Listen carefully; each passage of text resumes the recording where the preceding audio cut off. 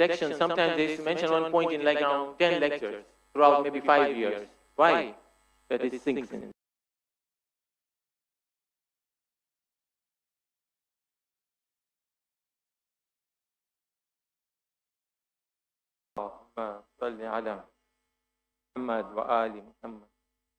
So husnul dhan, if you say husne dhan, in Farsi is dhan, for those who many are here, they know Farsi. Dhan means woman. So if you say husne dhan, you might think of a woman, husne dhan. No, that's not the topic. The topic is having a husn, that is dhan, a dhan that is husn, a good opinion, a good thinking, good assumption about others. In fact, we will talk about whom. Is it others? Or is it someone else that we are forgetting in the equation?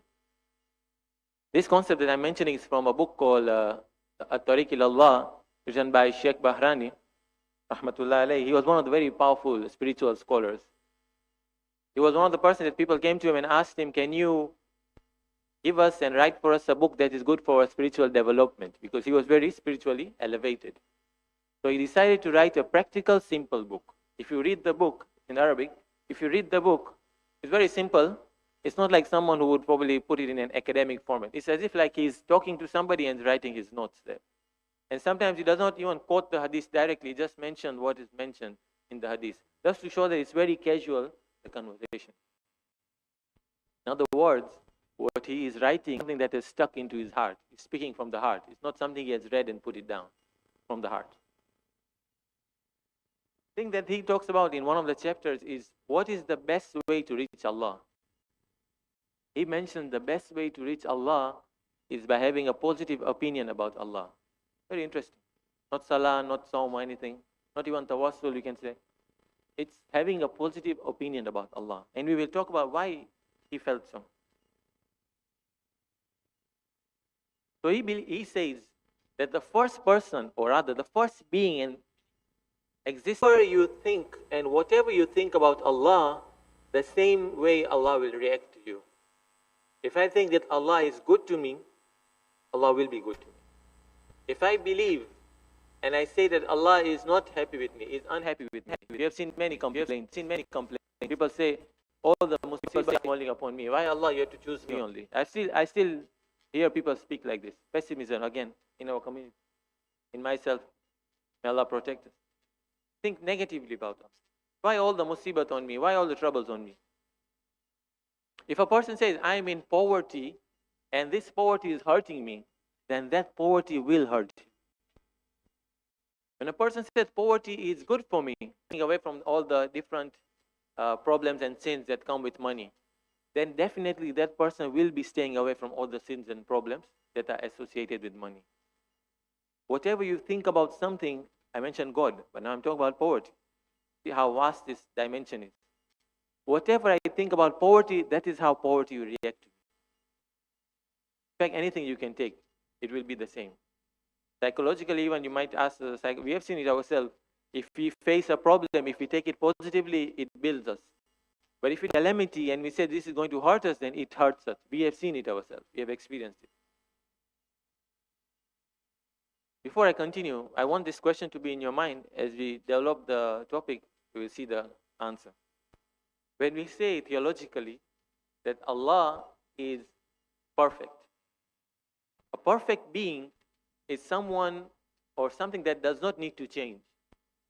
So if he's not changing, then why do we say if I have a good opinion about Allah, Allah will be good with me? That means Allah is reacting to what I'm thinking.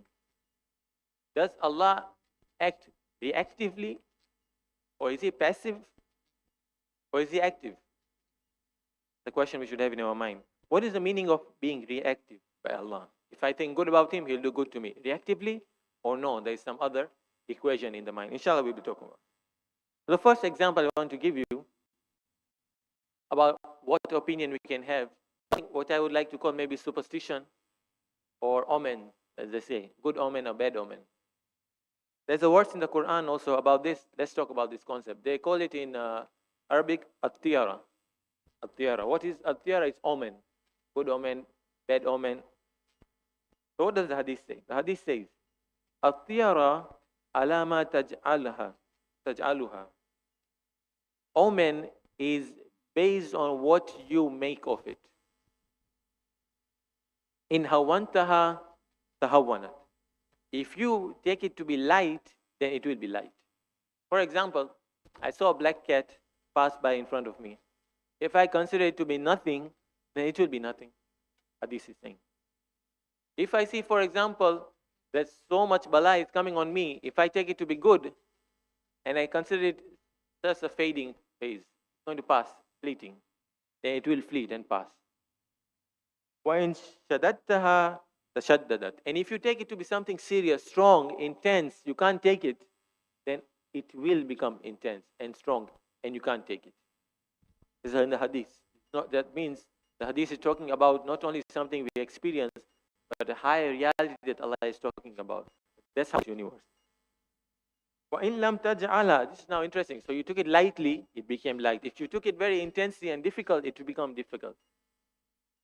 وَإِن لَمْ تَجْعَلْهَا شَيْئًا لَمْ تَكُنْ شَيْئًا. If you take it to be nothing, then it will be nothing. If I say that this thing that's happening to me is nothing, it's just a phase. As I say in Urdu or whatever, Gujarati, ye pal bhi guzar jayega. This moment will also pass. Then it will pass. But if I say this moment is very difficult for me, then it will be difficult for me. We have this in the Quran, Surah Yasin. You remember the words in Surah Yasin about ta'ir? I'll give you a moment to think about it. قَالُوا طَائِرُكُمْ مَعَكُمْ. Interesting word usage by Allah in the Quran. They said, the prophets, to those people who are claiming that when the prophets came to them, they were a bad omen. They were causing them a curse. Ta'ira, by the way, is also bird. So when they see the black birds, it's something negative. So that's where tiara comes from. So these people say, when you prophets came to us, bad things have started to happen. So the prophets reply to them and say, قَالُوا طَائِرُكُمْ مَعَكُمْ. Your omen, bad, is with you. Is with you. What does it mean? It means however you are thinking, the omen is associated the same way. If you think about it good, it will be good. Prophets are telling you. For example, I'll give you some intense scenarios, and then you take a guess. For example, when a person says, I failed in my exam, now my life is gone. I remember one of the students was saying that when they failed the exam, they wanted to quit that exam and say, I think I cannot study in this course. I think it's not for me. Let me just stop over here. If you take this test as something strong, strange, take it, then you can't take it. But then they were encouraged, motivated, no, continue, and they passed, and they continued on. If a person, for example, their business, may Allah protect us, if their business burns down, the whole go down burns down. Go to that person. I remember in Tehran a couple of years ago, a big market burnt down. Our teacher was saying some of the businessmen, the rich businessmen, because of this, they had a heart attack, and some of them even died because of that thinking that now my go down is gone, now I'm gone. My life is gone. How you took it? Who said that when your go down burns down, then your life is over? Did you take it as your own? Where is this opinion coming from? From within. It is me who killed myself. I killed myself. For example, we had a teacher in one of the schools in home. He said that he was studying for a particular course, and as he was studying, he felt like he's not doing well.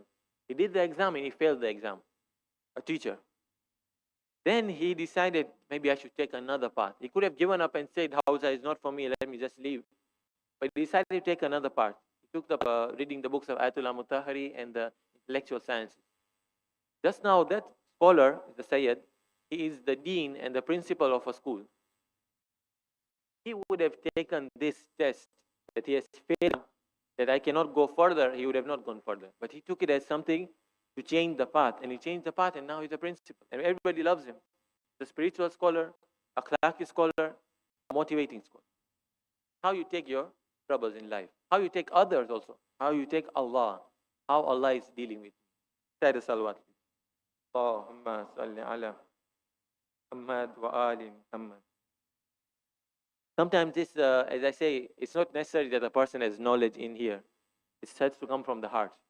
We will have some wise men who will give us some statements that are very interesting. For example, we have the verse in the Quran that says that in Allah huwa razzaq dhul quwwat mateen. Allah is the one who continuously gives you rizq in plentiful.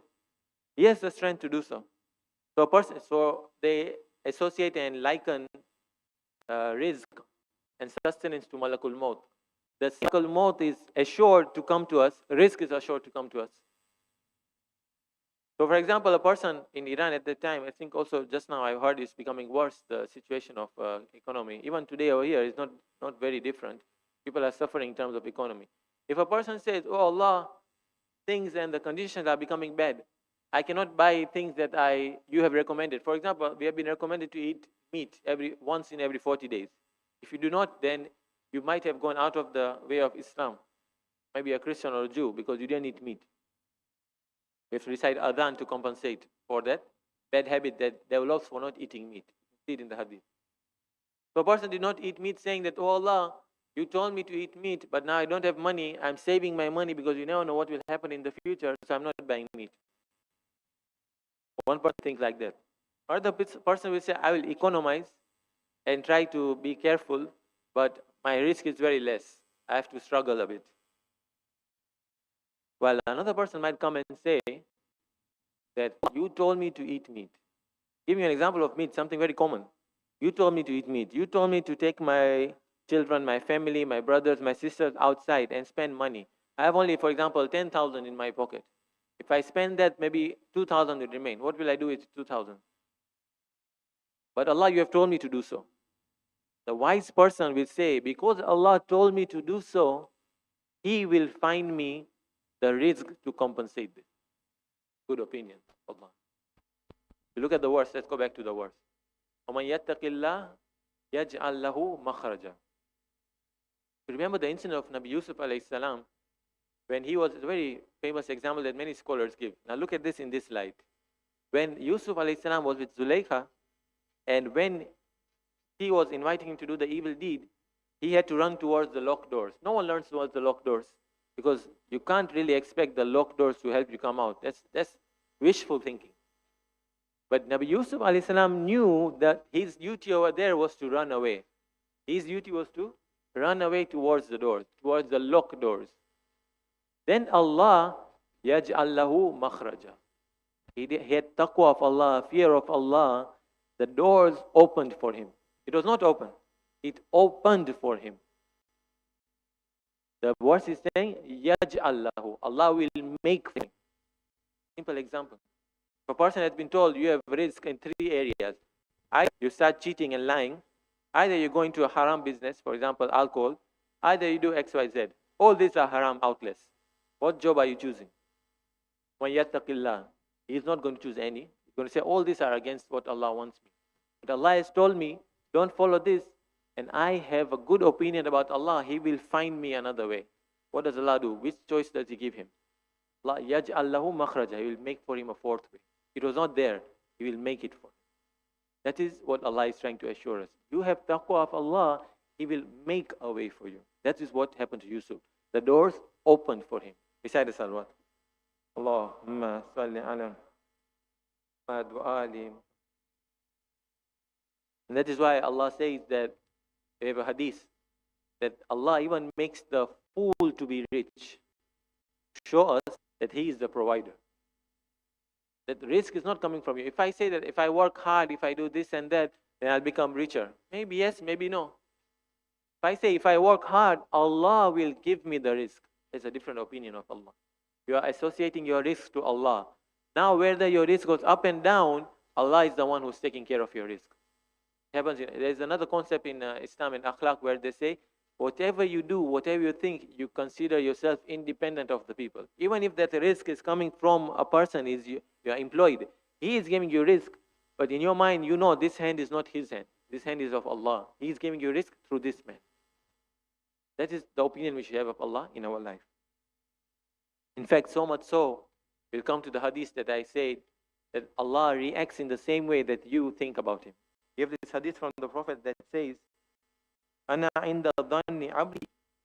I am at and with the opinion of my servant. If my servant thinks about me good, I'll be good with him. If my servant thinks about me evil, I'll be evil with him. This is a very famous hadith that even I believe the Sunnis also have this slight variation. It is said that a servant will be taken to hell by the angels. As he is moving towards hell, he will turn his attention towards Allah. When he's turning his attention towards Allah, Allah will not say, let him go. Allah will tell the angels, wait, bring him back. What does he have in his mind? Even to the last moment, hope in Allah is very important. He comes towards Allah and Allah asks him, why is it that you turn towards me? He said, I did not think that you will punish me. I did not think you will punish me. He was an evil person, he was going to hell. I did not think you will punish me. Then, what did you think about me? I thought you will put me in Jannah. This belief, this understanding starts from this world. The person is very far-fetched that he is about to go to Jahannam. But if we are from now thinking good about Allah, we will not even have to. Look at the hadith. Allah then swears by a couple of His names, bi-izzati wa jalali, and a couple of His names, that this is now a proven principle and tradition of Allah, the sunnah of Allah, that if he truly believed that I will put him into Jannah, then I would have not even turned to hell. This person is a liar. And because he's going to hell, now he thinks about me. Now imagine if a liar, and then Allah does not put him to hell, by the way. Imagine a person who has false hope in Allah. He didn't do anything. He is not put into hell because of his good opinion of Allah. Then what about us, whom we have the possibility just now to think good about Allah? Why would Allah put us into hell? Do not put us into hell. In fact, let's go further. Let's see our Imams. What are they? Imam Ali alayhi salam tells Imam Hassan alayhi salatu wasalam, recite a salawat.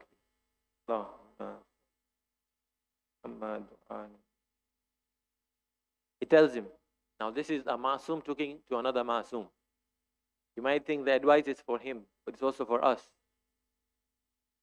Man dhanna bika khayra, if a person thinks positively about you, good about you, fasaddiq dhanna, then make sure that you confirm and approve of its opinion about you. Make sure it happens. Telling another to think like that, you don't think Allah is acting in the same way? If the Imam is telling another Imam that if a person thinks good about you, make sure you do it the same way. Then if we have good opinion about Allah, you think He will act differently than how the Imams have told us? Definitely. If we want to act like the awliya, everyone who has a good opinion about us, we have to make sure that that good opinion is confirmed. In fact, not only about every person. So we talked about Allah, talked about the mu'mineen. If they have a good opinion about you, make sure you approve and prove it to them that yes, I am like this. The non-living thing. The Imam alayhi salam is telling us that even in non-living things, whatever good you think about a non-living thing, Allah will make it happen. For example, he said, don't you see the black stone? It's a black stone. What can a stone do for me? Nothing. But because we have good opinion about Allah and about the stone that it can help me and cure me, Allah has put a secret and a sir inside the black stone that it can help me. We had a scholar, I believe it was Ayatollah Mujtahidi, rahmatullahi alayhi, he was saying that another scholar, when he was, if you were to see, for example, on the street, when people drink water, they leave a bit amount of water at the end, thinking that it's chafu, dirty, maybe there's germs or something. He used to say, I believe, we have a hadith that says, Surah al-Mu'min, shifa, that the remainder water of the mu'min is shifa. He's saying, I don't believe that any mu'min can drink water and the remaining water can be a curse for me. No. I believe that every mu'min, whenever he's drinking water, the remaining water is shifa for me. And he used to drink the remaining water of every mu'min. Having an opinion about the even remaining water of a mu'min. I believe this can give me shifa, it will give me shifa. That's why many times we might be going against the customs that we have in our culture. For example, there might be an unpopular opinion. For example, someone says that I believe that if I give laddu for Hazrat Abbas alayhi salam's day, then people will get shifa. by this thing that we are reading, Allah, if He wants, He can make that laddu to have shifa. Why not? So it does not mean that everyone who says you should not do it, not do it. Do not do it as a forceful religious matter. But if you have that belief that this is helpful, then do it. Do not think that it's not going to have any benefit. No, Allah does not have this opinion. If you believe positively that Allah will put the benefit in this certain type of food, Allah can put it. Recite the salawat. Allahumma salli ala Muhammad wa ali Muhammad. And it all goes back to one very important concept, which Allah does not like from us in the least. That is hopelessness. He thinks good about us. If we do not approve and make that happen, actualize it, then we will lose hope in that person. Say, we thought good about him, but he did not act in that way. Allah is the one who does not want you to lose any hope in him.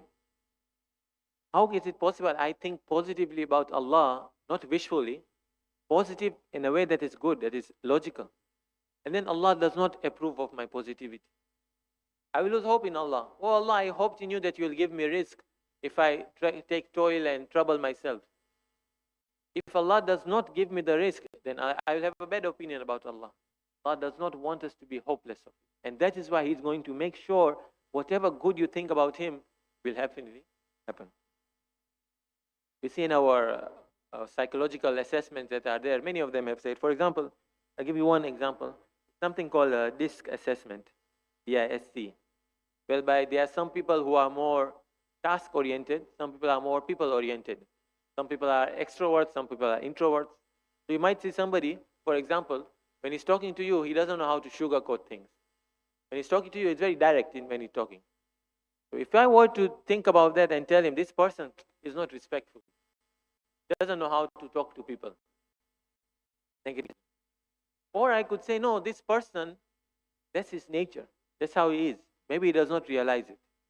So I will try to bring my level down and talk to him in the way he understands. If it's too dominating, for example, we had this many courses that I passed by. When a person you see always is shouting, always ordering people around, you say, what kind of a person is this? He thinks too much of himself. Not realizing that this person, his trait is, his nature is a dominating person. This has to tune himself.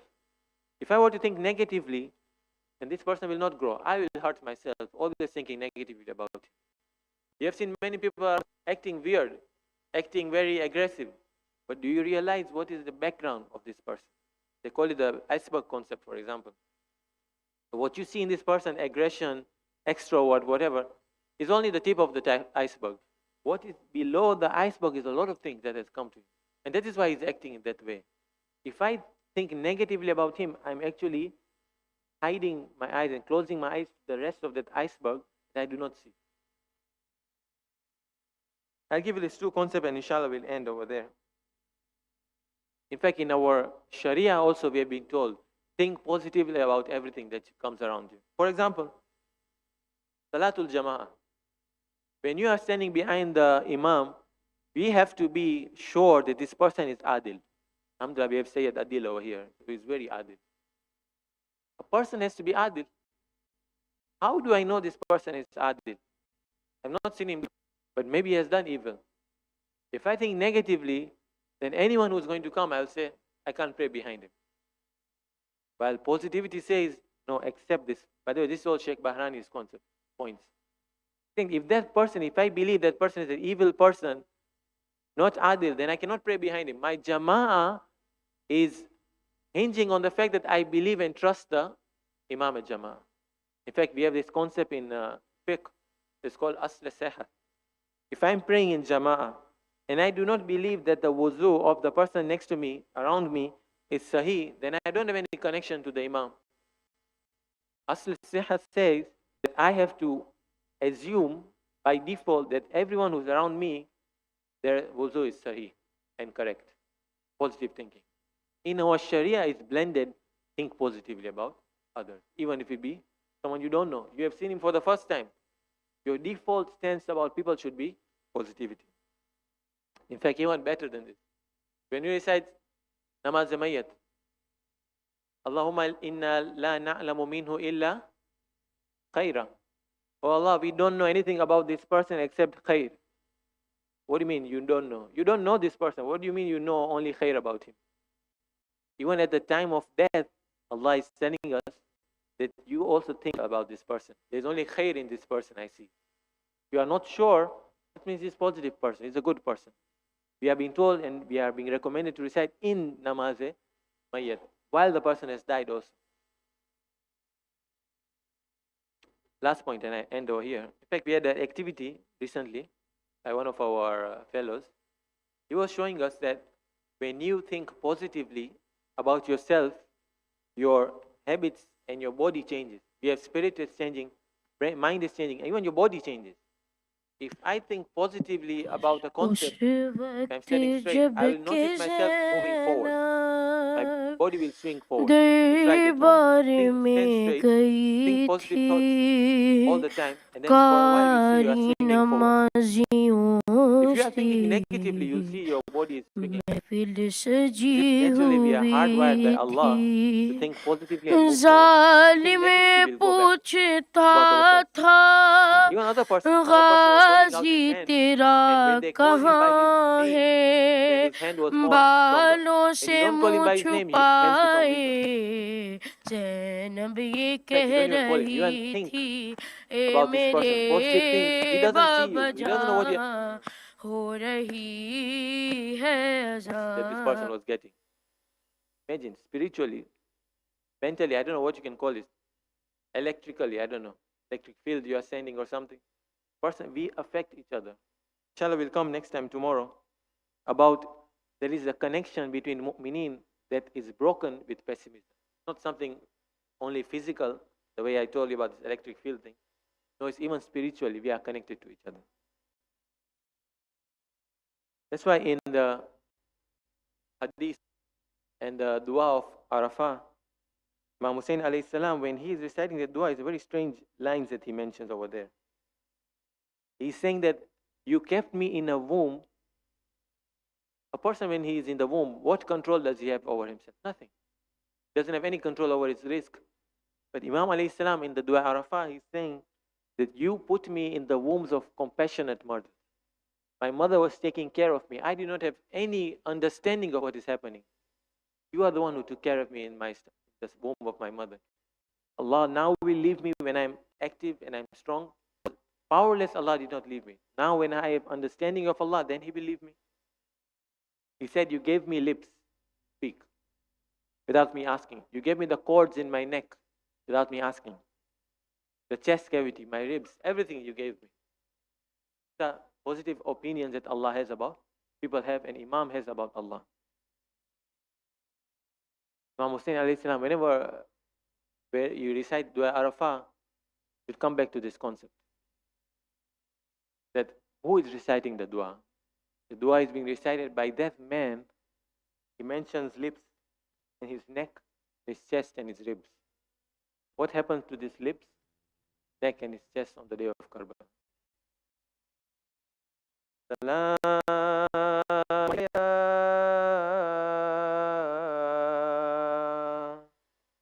Aba Abdillah.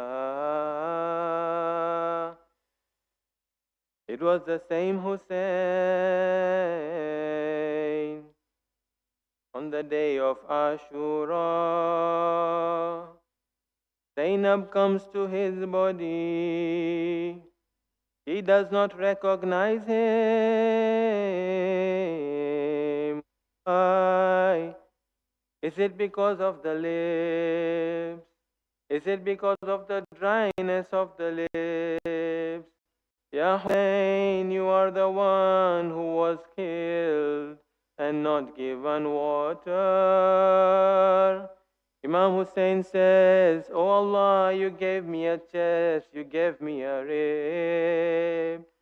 But oh Zainab, what did you see on that day?